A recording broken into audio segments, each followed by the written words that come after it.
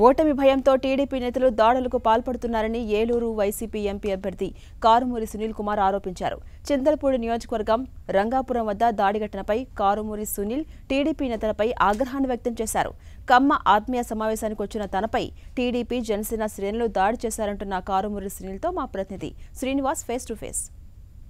ఎన్నికల సమయం దగ్గర పడుతున్న కొద్దీ రాజకీయ వాతావరణం అయితే కూడా యాసవిని తలపించే విధంగా హీట్ ఎక్కుతుందని చెప్పుకోవచ్చు. ఏలూరు జిల్లాలో దాడులు ప్రతిదాడులు కూడా కొనసాగుతున్న సందర్భాలు అయితే కూడా కనపడుతున్నాయి. నిన్న రాత్రి ఏలూరు వైసీపీ పార్లమెంటు అభ్యర్థి కారుమూరి సునీల్ కుమార్ యాదవ్ కారు పైన దాడి జరిగింది. అయితే ఆయన త్రుటిలో ప్రమాదం నుంచి తప్పించుకోవడం జరిగింది దాడి చేసిన వారి నుంచి కూడా. అయితే కారు అద్దాలు అయితే కూడా పూర్తిగా ధ్వంసమయ్యాయి. దాదాపు 3 కార్లన్నీ కూడా ఈ దాడిలో అద్దాలు పగిలిపోవటం, అలాగే కొంత డ్యామేజ్ కావడం జరిగింది. అయితే ఈ దాడులకు సంబంధించి అంటే ఎవరు చేశారు ఏంటనేది కూడా మనతో ప్రస్తుతం కారుమూరి సునీల్ కుమార్ యాదవ్ ఉన్నారు. ఒకసారి ఆయనతో మాట్లాడదాం. సరే, ఎవరు చేశారనుకోవచ్చు దాడి? ఏ విధంగా అసలు ఎందుకు చేశారు దాడి? ముందుగా ఏలూరు పార్లమెంట్ సీటు మరి ప్రతిష్టాత్మకమైన సీటు ఫస్ట్ టైము మరి జగన్మోహన్ రెడ్డి గారు ఒక బీసీ ఆయన నాకు ఇవ్వడం జరిగింది. మరి నిన్న నేను జంగారెడ్డిగూడెం 6, 7, 8 వార్డులలో మరి ప్రచారం జరుగుతుండగానే మరి నాకు షెడ్యూల్ ప్రకారం నేను కాట్రంపాడు గ్రామం ముసునూరు మండలం న్యూస్బీడ్ నియోజకవర్గానికి వెళ్ళాలి. ఆల్రెడీ అప్పటికే గంట లేట్ అయిపోయింది. మరి నాకేమో ఫోన్ల మీద ఫోన్లు వస్తున్నాయి, మహిళలు వెయిట్ చేస్తున్నారండి మీకోసం అని చెప్పి.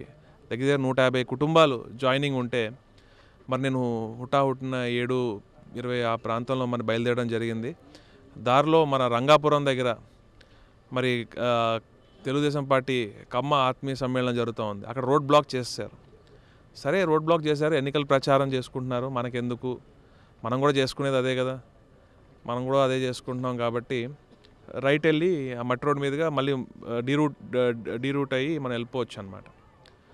సరే కదా అని వెళ్తుండగా వెనక్కి వెళ్తుండగా ఫ్రంట్ హెడ్ ఆన్ ఉన్నప్పుడు నార్మల్గానే ఉన్నారు, ఎవరు ఫేస్ టు ఫేస్ ఉండగా నార్మల్గా ఉన్నారు. ఎప్పుడైతే మేము ఇలా పక్క రూట్ నుంచి వెళ్దామని చెప్పి ఇలా తిరగంగానే వెనకాల నుంచి దాడి. 3 కార్లు, ఈ కారు మన 4 కార్లు ఉంటే ప్రతి కార్ని మరి డ్యామేజ్ చేయడం జరిగింది.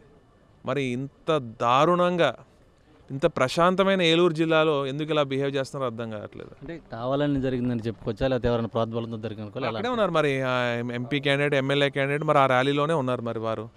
మరి వారు అమెరికా నుంచి వచ్చాము, బెంగళూరు నుంచి చదువుకుని వచ్చాము, అక్కడ ఫారెన్ నుంచి వచ్చామని చెప్పుకోవడం కాదండి.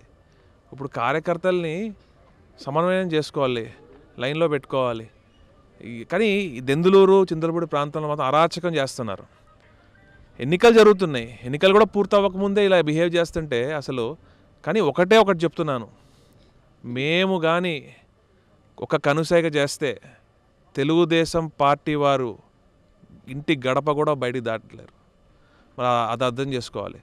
మాకేంటంటే ప్రజలు ఈరోజు జగన్మోహన్ రెడ్డి గారు పార్టీలకు అతీతంగా, కుల మతాలకు అతీతంగా, ప్రాంతాలకు అతీతంగా ప్రతి ఒక్కరికి మంచి జరగాలి. ఈరోజు జనసేన పార్టీ వారికి కూడా పథకాలు అందుతున్నాయి, తెలుగుదేశం పార్టీ వారికి కూడా పథకాలు అందుతున్నాయి. జగన్మోహన్ రెడ్డి గారు అంత మంచి మనసు. మరి అలానే ఏదైతే మంచి జరగాలి అందరికీ, ఇప్పుడు అక్కడ లా అండ్ ఆర్డర్ ఇష్యూ అయితే నష్టపోయేది ప్రజలే. నాయకులుగా మాకేం పెద్ద లాస్ ఉండదు, కార్యకర్తలే మరి తలకాయలు పగలగొట్టించుకున్న ఈ గొడవలు అయినా ఏమైనా కూడా లాస్ అయ్యేది మెయిన్ కార్యకర్తలే. ప్లస్ అక్కడ నా కోసం 150 కుటుంబాలు వెయిట్ చేస్తున్నాయి.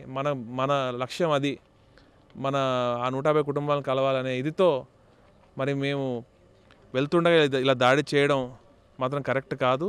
ఇది మొత్తానికైతే కూడా ఓటమి భయంతోనే తమపై దాడి జరిగిందని చెప్పి భావిస్తున్నామని చెప్పి కూడా కారుమూరి సునీల్ కుమార్ అయితే కూడా స్పష్టం చేస్తున్నారు. తాము సమన్వయంతో వ్యవహరించబట్టే నిన్న రాత్రి అటు దాడికి ప్రతిదాడి చేయని పరిస్థితి ఏర్పడింది. తాముకు సైగ చేస్తే టీడీపీ నేతలు ఇంటి నుంచి బయటికి కూడా రాలేని పరిస్థితులు ఏర్పడతాయంటూ కూడా హెచ్చరిస్తున్నారు. తాము అధికారులకి పైన ఫిర్యాదు చేస్తాము, చట్టపరమైన చర్యలు వారిపైన తీసుకునే విధంగా కూడా తాము కృషి చేస్తామని కూడా కారుమూరి సునీల్ అయితే కూడా స్పష్టం చేస్తున్న పరిస్థితి. ప్రసాద్తో శ్రీనివాస్, 10 టీవీ, ఏలూరు నుంచి.